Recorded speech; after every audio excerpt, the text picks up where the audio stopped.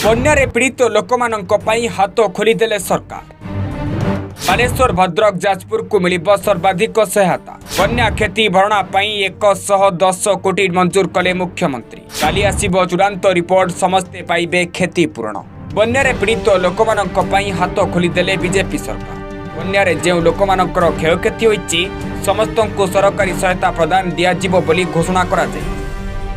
वर्तमान समय सारा ओडिशा रे बन्यार क्षतिग्रस्त लोकों को आश्वस्ति करी राज्य सरकार 22 जिला पाई 110 कोटी टंकार बन्या सहायता घोषणा करिछ। बन्यारे घरबाड़ी, चाष जमी, रास्ताघाट और जनजीवन व्यापक भाव प्रभावित होइतिबारु ए आर्थिक पैकेज तुरंत पुनर्वास और पुनरुद्धार कार्य व्यवहार कराजिबो।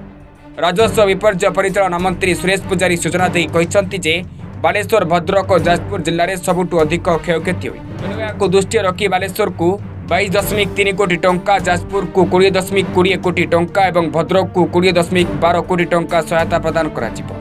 तेबे सरकारी सूचना अनुसार विभिन्न विभाग पक्षर क्षयक्षतिर चूड़ांत आकलन कार्य चली। आसंता काली सुधा समस्त विभाग रिपोर्ट सरकार निकट में पहुंचब। यापर प्रकृत क्षयक्षति आधार में आहरी आवश्यक पदक्षेप और सहायता घोषणा करा जिवो बोली कहुए।